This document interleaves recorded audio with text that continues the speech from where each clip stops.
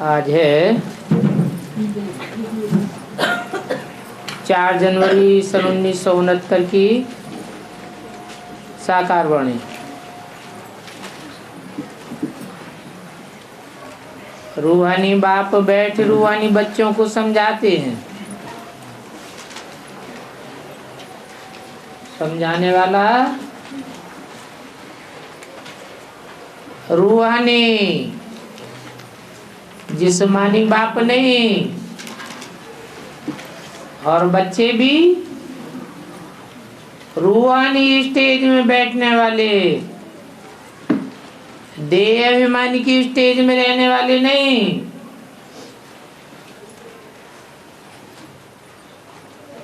तुम इस पाठशाला में बैठ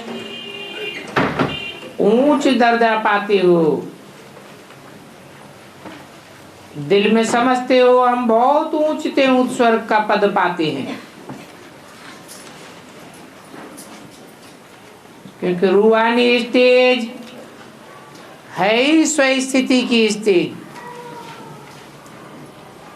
जो स्वस्थिति में रह करके पढ़ते हैं वो जरूर स्वर्ग का वर्षा पाते हैं। ऐसे बच्चों को तो बहुत खुशी होनी चाहिए। अगर सभी को ये निश्चय है तो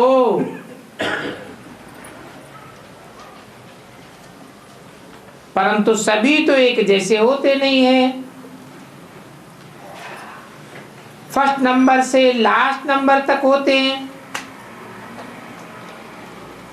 पेपर में भी फर्स्ट से लास्ट तक नंबर होते हैं। कोई फेल भी होते हैं तो कोई पास भी होते हैं। तो हर एक बच्चा अपने दिल से पूछे, बाबा जो हमको इतना ऊंच बनाते हैं परंतु मैं कहाँ तक लायक बना हूं? फलाने से अच्छा हूं व कम हूं? ये पढ़ाई है ना। देखने में भी आता है जो कोई पेपर में कमजोर होते हैं तो नीचे चले जाते हैं। बल मॉनिटर होगा तो भी कम सब्जेक्ट में होगा तो नीचे चला जाएगा। कोई बिरला स्टूडेंट है जो स्कॉलरशिप लेते हैं तो ये भी स्कूल है। तुम जानते हो हम सभी पढ़ रहे हैं। इसमें इस पढ़ाई में पहली निशानी है पवित्रता की।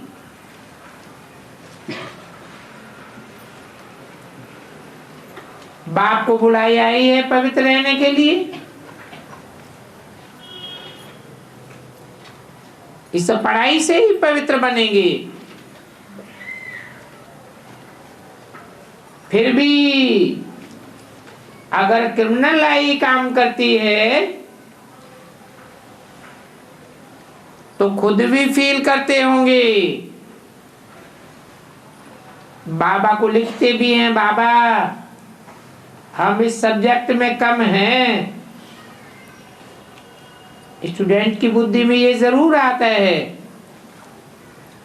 कि हम फलाने सब्जेक्ट में बहुत बहुत कम हूं। कोई ऐसे भी समझते हैं हम तो फेल हो जाएंगे। तो इसमें पहले नंबर की सब्जेक्ट है पवित्रता की। बहुत लिखते हैं, बाबा हमने हार खा ली, तो इसको क्या कहेंगे? कहेंगे फेल हो गए। उनकी दिल में आता होगा कि अभी तो मैं चढ़ नहीं सकूंगा। तुम पवित्र दुनिया बनाते हो ना, क्योंकि तुम्हारी तो अहम ऑब्जेक्ट ही है लक्ष्मी नारायण बनने की है। बाप कहते हैं बच्चों माम एकम याद करो और पवित्र बनो, तेरे लक्ष्मी नारायण के घराने में जा सकते हो। टीचर तो समझते ही होंगे ये उतना उच्च पद पाई सकेंगे व नहीं पाई सकेंगे।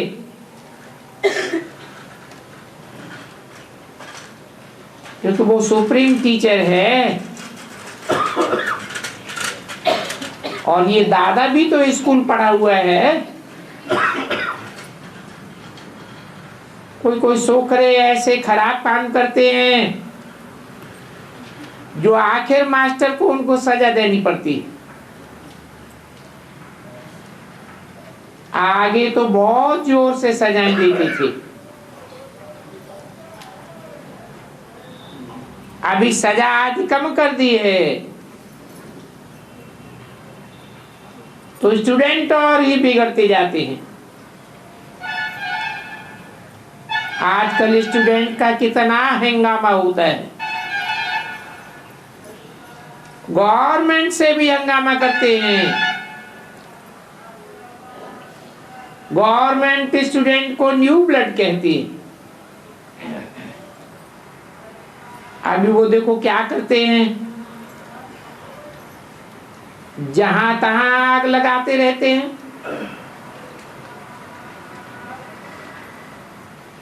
आग लगाते हैं, नुकसान करते हैं, इस बात में अपनी जवानी दिखाते हैं।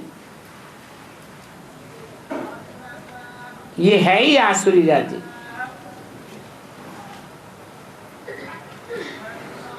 यहाँ के जवान लड़के बहुत खबरदार होते हैं। जवानों को ही आग लगी हुई होती है शैतानी की,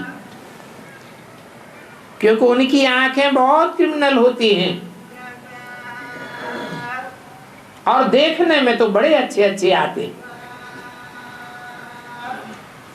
जैसे कहा जाता है ईश्वर का अंत नहीं पाया जाता, तो इसमें भी इनका अंत नहीं पाया जाता है। कोई समझ नहीं सकते हैं ये किस प्रकार के हैं। हाँ, ज्ञान की बुद्धि से पता पड़ता है ये कैसा पड़ता है और इनकी एक्टिविटी कैसी है। कोई तो बात करते हैं जैसे कि मुख से फूल निकलते, और कोई तो ऐसे बोलते हैं जैसे कि मुंह से पत्थर डालते हैं। देखने में बहुत अच्छे अच्छे हैं, पॉइंट आदि भी लिखते हैं, परंतु हैं पत्थर बुद्धि। बाहर का शो देखो कितना, माया बड़ी दुस्तर है। इसलिए गायन है आश्चर्यवत सुनंती, अपन को कहलावंती कि हम शिव बाबा की संतान हैं। औरों को भी सुनावंती, कथनती फिर भागंती और ट्रेटर बनती। ऐसे नहीं, ये जो होशियार होशियार है ट्रेटर नहीं बनते हैं। अच्छे अच्छे होशियार भी ट्रेटर बन पड़ते हैं। उस सेना में भी ऐसे होता है, एरोप्लेन सहित दूसरे इलाके में चले जाते, यहां भी ऐसे होता है। तो इस स्थापना में बड़ी मेहनत लगती है। तुम बच्चों को भी इस पढ़ाई में बड़ी मेहनत है, कोई को भी पढ़ाने में मेहनत तो होती है। देखा जाता है कि ये स्टूडेंट सभी को डिस्टर्ब करते हैं, पढ़ते नहीं हैं। तो टीचर को दिल होता है इनको हंटर मारना चाहिए। स्कूलों में हंटर भी लगाते हैं ना, ये तो बाप है और बाप तो कुछ भी नहीं कहते। बाप के पास कोई कानून नहीं है, यहां तो बिल्कुल ही शांत रहना होता है। बाप तो है सुखदाता, प्यार का सागर। तो बच्चों की भी चलन ऐसी होनी चाहिए, ऐसी चलन होनी चाहिए जैसे कि देवताएं होते। तुम बच्चों को बाबा सदैव कहते हैं तुम पद्मा पदम भाग्यशाली हो, परंतु कोई कोई पद्मा पदम दुर्भाग्यशाली भी बन पड़ते। जो फेल होते हैं उनको तो जरूर दुर्भाग्यशाली कहेंगे। बाबा जानते हैं कि अंत तक ये होता रहेगा। कोई कोई तो महान दुर्भाग्यशाली जरूर बन पड़ते हैं। चलन ऐसी होती है जो समझा जाता है ये आगे चल के ठहर नहीं सकेंगे, इतना ऊंच बनने लायक ही नहीं है, क्योंकि सभी को दुख देते रहते। जैसे कि सुख देना जानते ही नहीं, तो ऐसों की आगे चल के क्या हालत होगी। बाबा तो कहते हैं सदैव अपनी संभाल करो, और ये संभाल ड्रामा अनुसार होने भी जरूर है। क्रोध, थोड़ी सी बात में क्रोध का एकदम भूत आ जाता है। मोहड़ा लोहे से भी बदतर बन जाता है। सो भी अच्छे अच्छे फर्स्ट क्लास बच्चे बहुत हैं जो बहुत गुस्से में आकर के फिर बाप को कब पत्र भी नहीं लिखते। 4:69 की वाणी का दूसरा पेज। ऐसे विचारों की क्या हालत होगी। बाप तो रोज समझाते हैं, क्योंकि बाप तो सर्व का सदगति दाता है। कहते मैं आया हूं सर्व का कल्याण करने। आज सब की सदगति करता हूं, कल फिर दुर्गति हो जाती है। तुम कहेंगे कल हम विश्व के मालिक थे, आज हम गुलाम बन पड़े। अभी सारा झाड़ तुम बच्चों की बुद्धि में है, और ये झाड़ वंडरफुल झाड़ है। मनुष्यों को ये भी पता नहीं है ये झाड़ है और इनकी आयु कितनी है, क्योंकि झाड़ की आयु तो जरूर होनी चाहिए। इनको कहा ही जाता है कल्प वृक्ष। इसकी आयु एक कल्प है। अब बताओ कल्प में कितने वर्ष होते हैं, परंतु ये भी किसी को पता नहीं है। अभी तुम तो जानते हो कि कल्प माना पूरे 5000 वर्ष। 5000 वर्ष का एक्यूरेट झाड़ है, जिसमें 2500 वर्ष की तो हिस्ट्री मनुष्यों के पास है। हिस्ट्री बनती ही तब है जब दुख का टाइम होता है। दुख का टाइम एक एक दिन मास करके गिनना पड़ता है।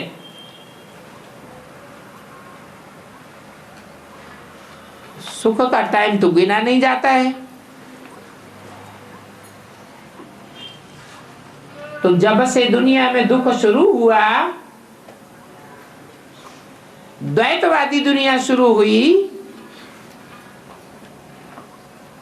दो दोगली बातें शुरू हुई, तब से दुख शुरू होता है। उसे कहते हैं द्वापर। जब से दो धर्म पिताएं आकर के दो प्रकार के धर्म स्थापन करते रहे, टकराव होता रहा, दुख बढ़ता गया, तो हिस्ट्री बनने लगी।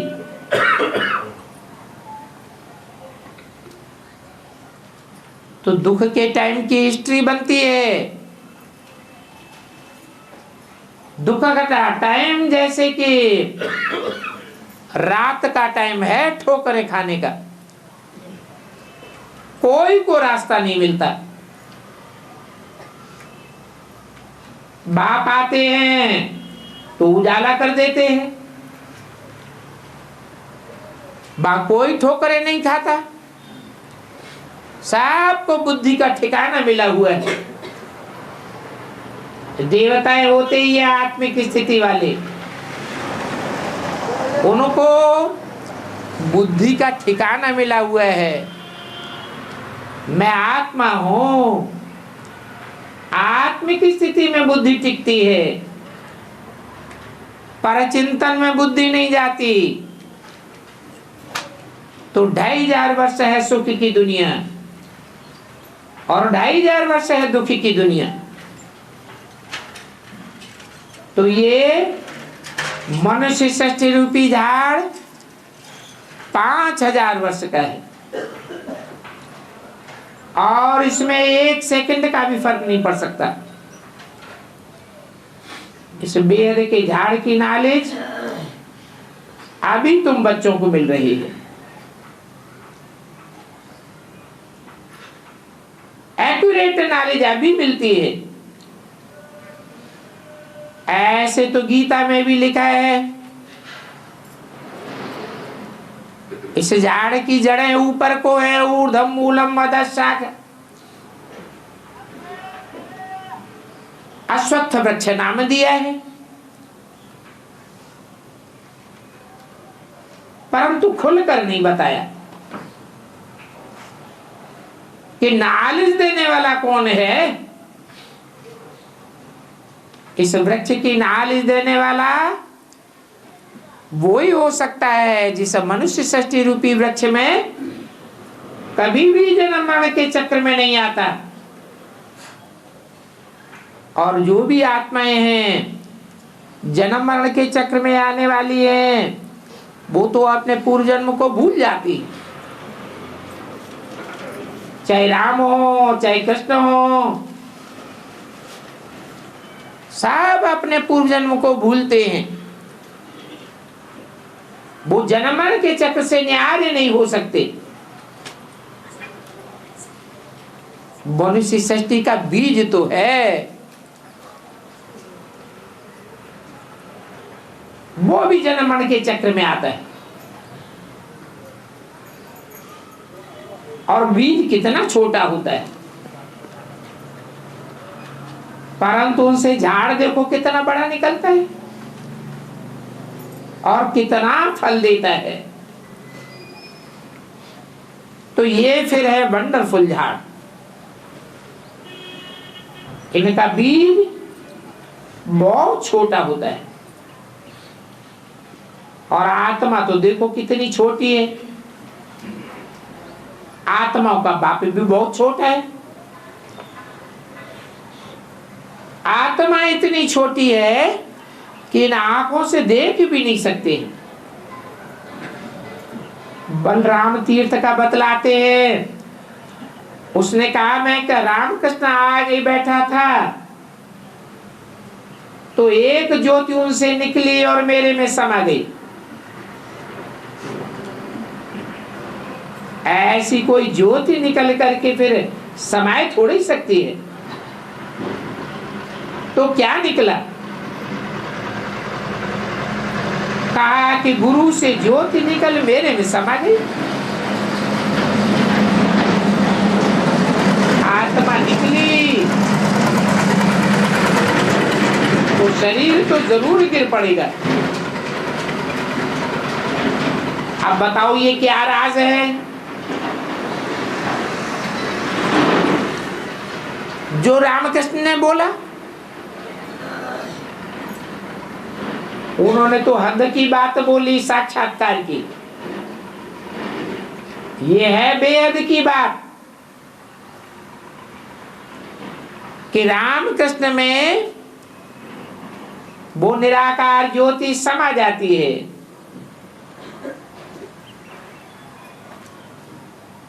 और नई दुनिया स्थापन करती है। पुरानी दुनिया भस्म हो जाती है। बाकी ऐसे नहीं है कि उनकी आत्मा निकल गई या समा गई। रामकृष्ण की आत्मा तो पहले से ही मौजूद रहती है। तो ऐसे ऐसे भक्ति मार्ग में साक्षात्कार तो बहुत होते हैं, परंतु वो लोग ऐसे ही मान लेते हैं और फिर महिमा भी लिखते हैं। भगवान वाच कोई भी मनुष्य की महिमा नहीं है। रामकृष्ण की भी महिमा नहीं, तो रामचंद्र और कृष्णचंद्र की भी महिमा नहीं। महिमा अगर कहें तो उसकी है जो मनुष्यों को देवता बनाने वाला है। राम और कृष्ण तो देवताएं थे, बाबा ने कार्ड बहुत अच्छा बनवाया था। जयंती मनाना हो तो शिव बाबा की मनाओ। इन लक्ष्मी नारायण को भी नरसिंह नारायण बनाने वाला शिव बाबा है। लक्ष्मी नारायण के बचपन का नाम कृष्ण है, इसलिए कीर्तन गाते हैं तो कहते भी है हे कृष्ण नारायण वासुदेव, परंतु समझते नहीं है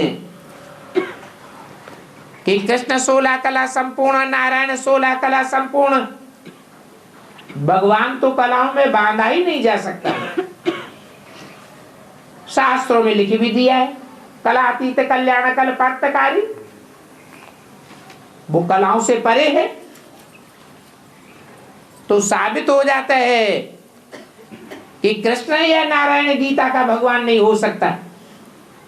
गीता का ज्ञान देने वाला तो एक निराकार परमपिता परमात्मा शिव है। वो बस एक ही है, उस एक को ही याद करो। और वो एक किसको पता नहीं पड़ता है, क्योंकि वो एक बिंदु है और बिंदु बिंदु तो सभी आत्माएं। तो पता कैसे चले कौन सा बिंदु? वो ज्योति बिंदु जब तक प्रवेश न करे कोई पार्टिकुलर शरीरधारी में, तब तक पता कैसे पड़े कि भगवान कौन है। भगवान आवेगा तो जरूर नया ज्ञान सुनावेगा, नई बात बतावेगा ना। वो खुद कहते हैं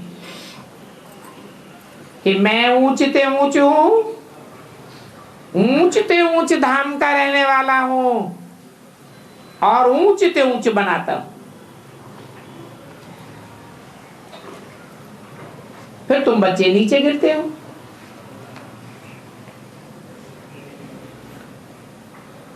ये किसको भी पता नहीं है कि ऊंचते ऊंच लक्ष्मी नारायण फिर 84 जन्मों के बाद कैसे नीचे गिर जाते। तत्वम, तुम भी विश्व के मालिक थे, फिर अभी देखो क्या बन गए हो। सतयुग में कौन थे ये भी तुम जानते हो, तुम ही सभी थे और नंबरवार पुरुषार्थ अनुसार थे। राजा रानी भी थे, सूर्यवंशी डायनेस्टी भी थी, चंद्रवंशी डायनेस्टी भी थी। तो बाबा कितनी अच्छी रीति समझाते हैं। ये षष्ठी चक्र का सारा ज्ञान तुम बच्चों की बुद्धि में सदैव चलते फिरते बना रहना चाहिए, क्योंकि तुम बच्चे चैतन्य लाइट हाउस हो। सारी पढ़ाई बुद्धि में रहनी चाहिए, परंतु वो अभी अवस्था नहीं हुई है। होना तो जरूर है। जो पास विदानर होंगे उनकी ऐसी अवस्था जरूर बनेगी कि लाइट हाउस में सल चारों ओर रोशनी देती रहेगी। सारा ज्ञान बुद्धि में होगा। बाप के लाडले लवली बच्चे भी जो तभी कहेंगे बाप स्वर्ग की राजाई कुर्बान करते हैं। ऐसे ऐसे बच्चों पर कहते हैं कि मैं राजाई नहीं करता हूं,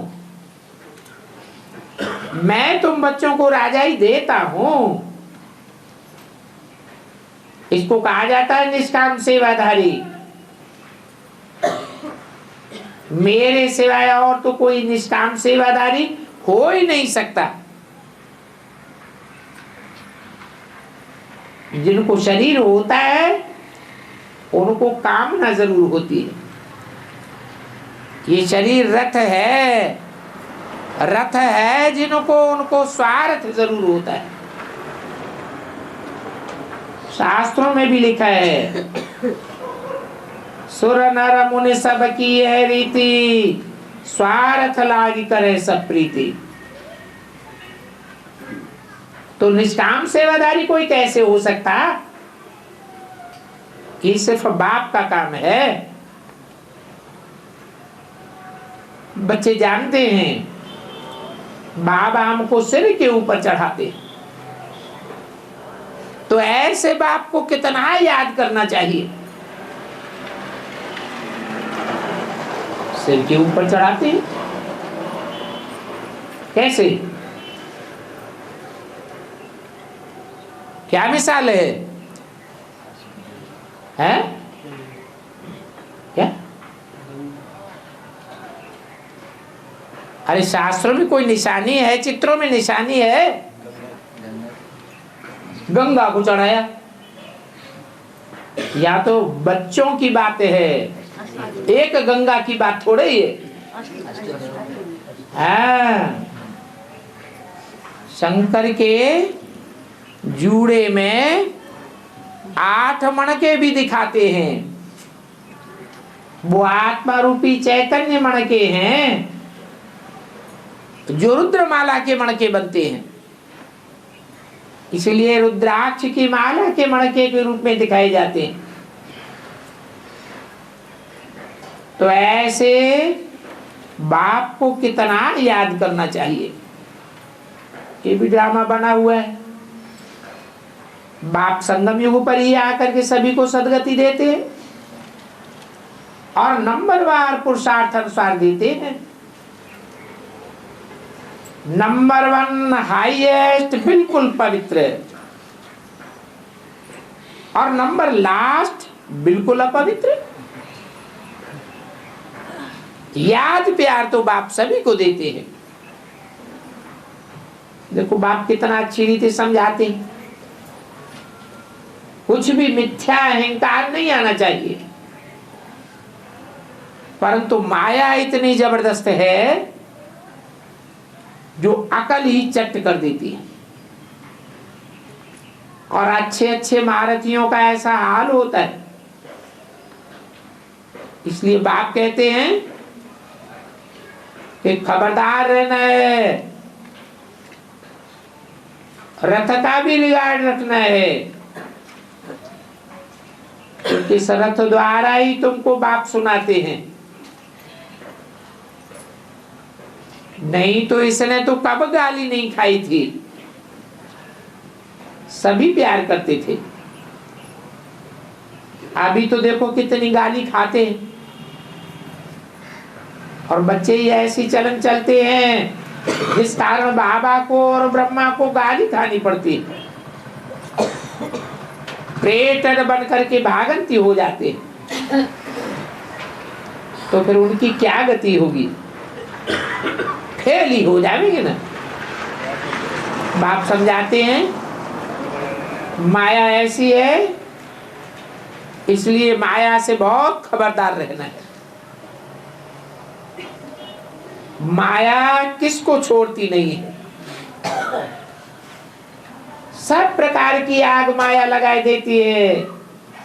बाप कहते हैं मेरे सभी बच्चे काम चिच्छा पर चढ़ काले बन गए।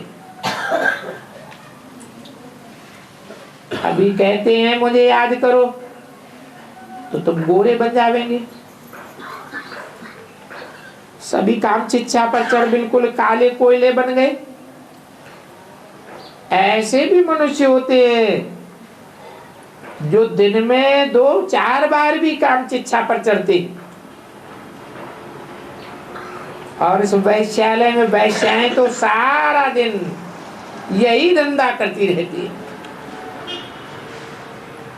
तो जरूर भ्रष्ट भी बनेंगे। एकदम काले काले कोयले बन करके जल मरते हैं।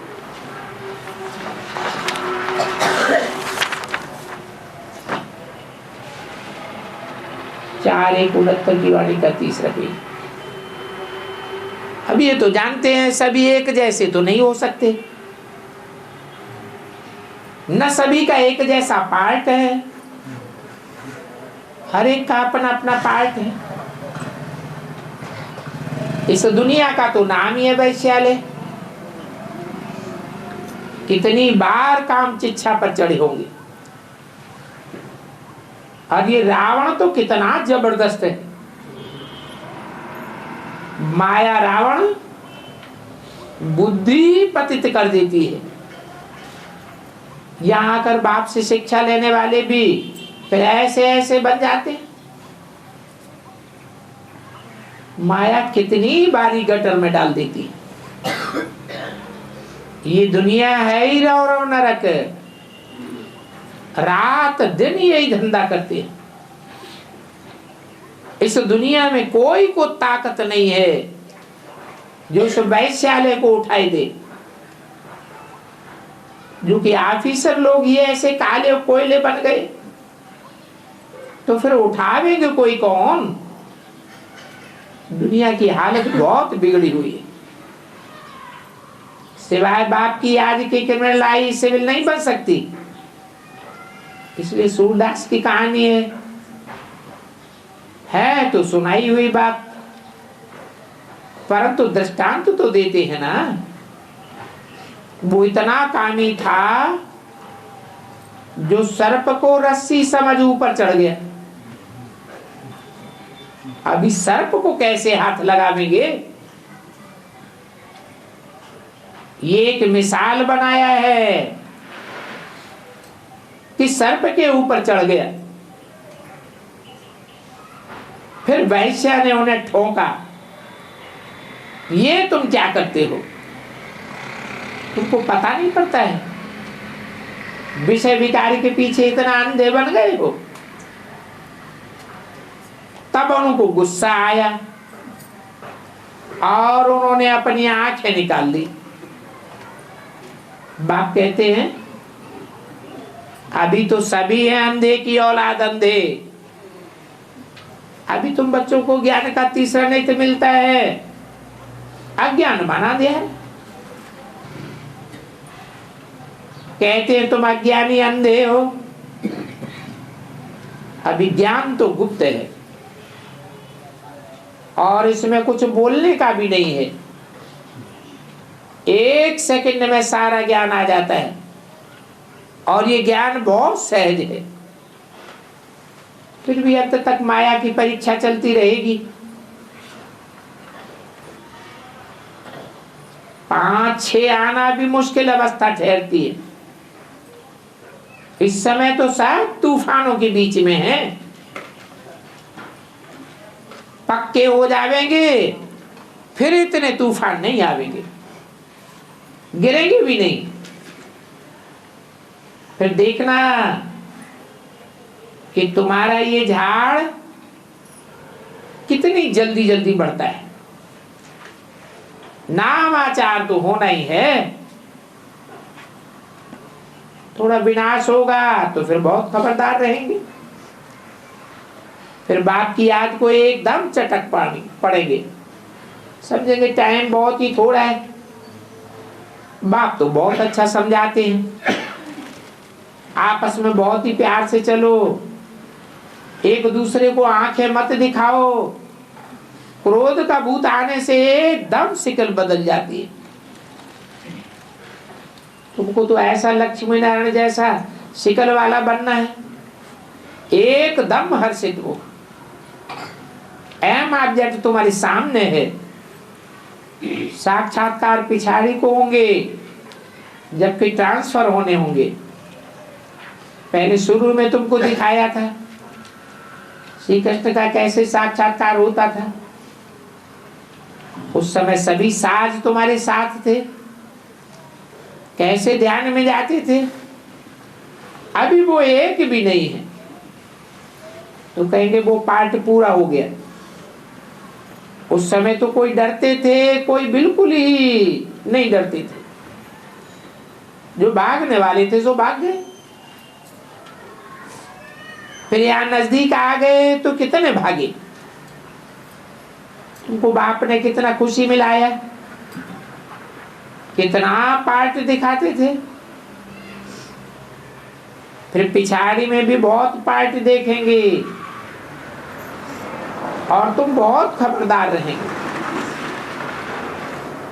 समझेंगे मृगवा मौत मलू का शिकार।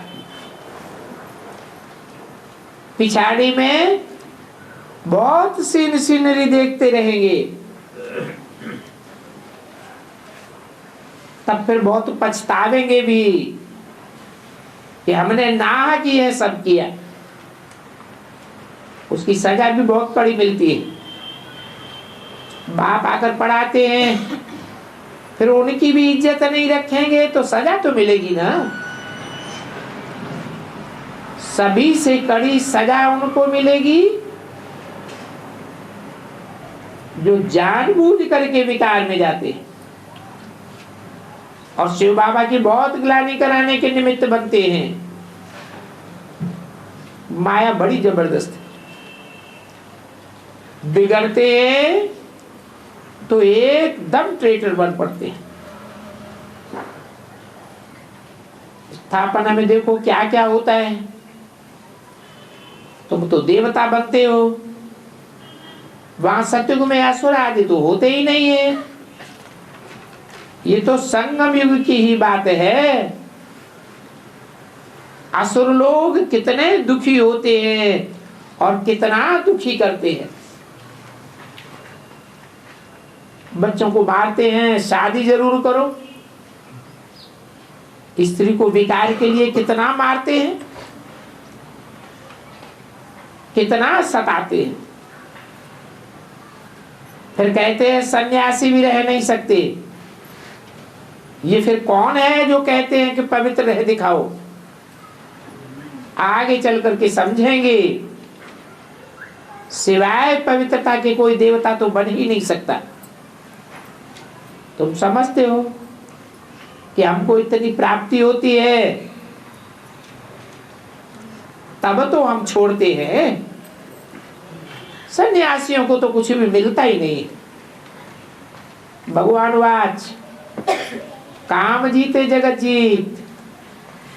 ऐसा लक्ष्मी नारायण बनेंगे तो क्या पवित्र भी नहीं रहेंगे। फिर माया बहुत पछाड़ती है। पढ़ाई तो बहुत ऊंची है, बाप आकर पढ़ाते हैं। ये सुमिरन अच्छी रीति नहीं करते हैं तो फिर माया थप्पड़ लगाई देती है। ये माया बहुत अवज्ञाएं कराती है। फिर उनका क्या हाल होगा। माया ऐसी बेपरवाह बना देती है, कितना अहंकार में ले जाती है, बात मत पूछो। नंबरवार राजधानी बनती है। कोई कारण से नीचे बनेंगे ना। अभी तो पास्ट प्रेजेंट फ्यूचर का सारा ज्ञान तुमको मिलता है, तो कितना अच्छी रीति समझना चाहिए। अहंकार आया और ये मरा, माया एकदम बर्थनाट्य पैनी बनाई दी। कोई भी बाप की अवज्ञा हुई तो बाप को याद कर नहीं सकता। अच्छा, मीठे मीठे सिकिल दे रूहानी बच्चों को, रूहानी बाप दादा का याद प्यार, गुड मॉर्निंग। रूहानी बच्चों को रूहानी बाप की नमस्ते। छोटा सा रात्रि क्लास है। 2 जनवरी सन 1969। हम सभी भाई भाई हैं। ये भी तुम्हारा भाई है। कौन? ब्रह्मा। वो भी तुम्हारा भाई है। सभी भाई कहेंगे हमको बाप से राज्य मिलता है। अभी हम भाइयों को श्रीमत क्या मिलती है तो ये कॉमन बात। कहेंगे ये भी कोई पूछने की बात है। हम सभी भाई भाई हैं तो वो हमारा बेहद का बाप है। ये सभी को याद रहना चाहिए। नंबरवार हमारा बाप भी होगा। और बाप से क्या मिलेगा, ये प्रश्न तो पूछने का ही नहीं है। बेहद का बाप है तो बेहद का सुख देगा, क्योंकि स्वर्ग की स्थापना करते हैं। तो तुम सभी अपन को भाई भाई समझो। हम स्वर्गवासी बन रहे हैं, पूछने की तो दरकार ही नहीं है। निश्चय है कि हम सभी भाई भाई हैं। भाई भाई तो हैं, परंतु ये भी प्रसिद्ध है कि भारत को ही स्वराज्य मिलता है तो हम भाई भाई। आत्माएं सभी भाई भाई है, परंतु कोई कहाँ है। स्वर्ग का वर्षा भारतवासियों को मिलता है। जब नई दुनिया थी तो भारत स्वर्ग था। अब बाप के बच्चे हैं ये याद हो तो खुशी रहे। साहूकारी का नशा रहता है। शिव बाबा जैसा साहूकार तो कोई बना ही नहीं सकता। तुमको इस समय सच्चा सच्चा भाव मिला हुआ है तो तुम कह सकते हो हम शिव बाबा के बच्चे हैं। मनुष्यों को तो कुछ भी पता नहीं है। अंदर भी घड़ी घड़ी याद आता रहे तो हम बच्चों को निरंतर खुशी बनी रहे। तुम जानते हो बाबा हमको बहुत साहूकार बनाते, ऐसा और तो कोई दुनिया में बना ही नहीं सकता। वो समझते हैं फलाना हमारा स्वर्ग गया, परंतु जाता तो कोई भी नहीं है। इस दुनिया में स्वर्ग है ही कहाँ। अभी तुम समझते हो कि हम हेवनली गॉड फादर के बच्चे हैं, इसलिए सच सच स्वर्ग में हम जाने वाले। बच्चे तो जरूर बाप को याद करेंगे। बच्चों का फर्ज है बाप को याद करना। ये रूहानी बाप कहते हैं माँ में कम याद करो। हमको बहुत खुशी रहती है। हम हैं शिव बाबा की संतान। और ये गीता का एपिसोड है, भगवान वाच है तो जरूर बच्चों के प्रति ही होगा ना। तो मुझे याद करो तो पावन दुनिया विश्व का मालिक बन सकते हो। बाप कहते हैं दे के सभी धर्म छोड़। मैं हिंदू हूँ, मुसलमान हूँ, सिख हूँ, ईसाई हूँ, ये देह के धर्म है ना। इनको छोड़कर मुझे याद करो। विकारों पर जीत पहन, अभी तुम विश्व के मालिक बन जाते हो। विश्व पर जीत पाए होंगे, परंतु माया तो बुलाई देती है, इसलिए किसको समझाते नहीं है। बाप कहते हैं काम को जीतने से तुम जगत जीत बनेंगे। बाबा के महावाक्य हैं, काम को जीतो। कहते भी हैं इच्छा मात्रम अविद्या। ब्रह्मा द्वारा स्थापना हो रही है, प्रजापिता ब्रह्मा है तो प्रजा भी जरूर होगी।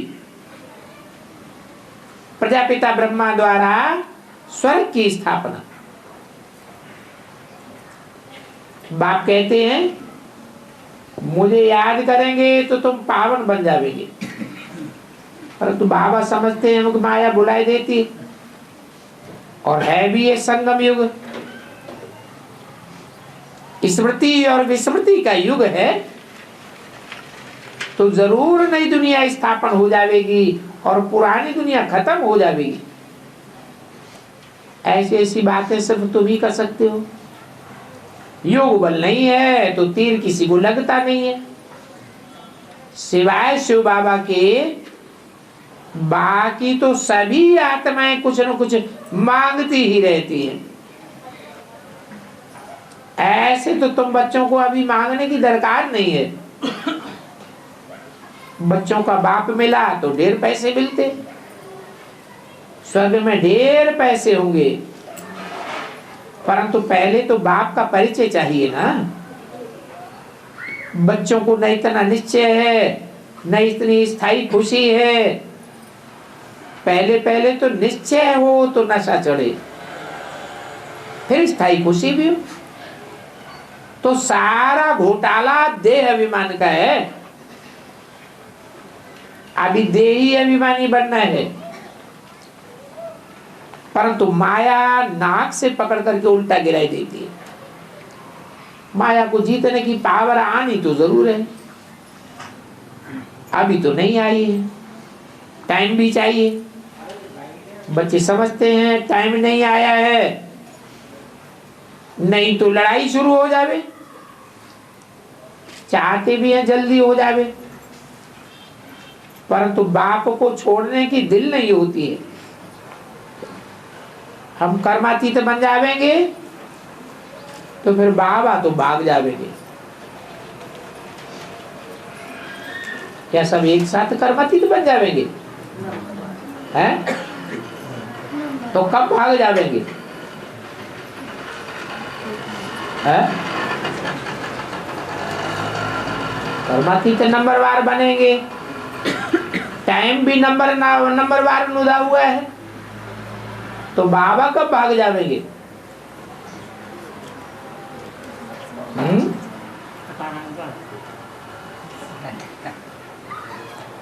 अरे कोई एक पारिवारिक इकाई संपूर्ण बनेगी,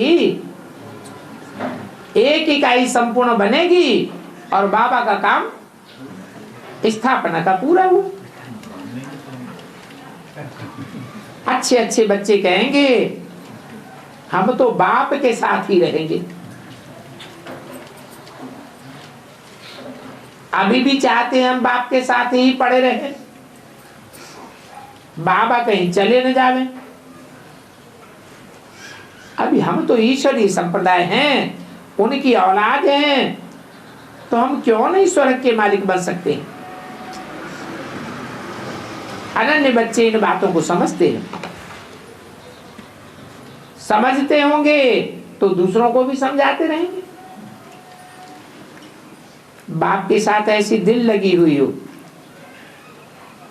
कि हमको छोड़ करके न जाएं, परंतु देह अभिमानियों में वो लव नहीं है जो बाप के साथ होना चाहिए। वो प्यार बहुत कम है, मायावी बुद्धि बहुत बन जाते हैं और ईश्वरीय बुद्धि बहुत कम है। अच्छा, रूहानी बच्चों प्रति रूहानी बाप दादा का याद प्यार। Good night. ओम शांति।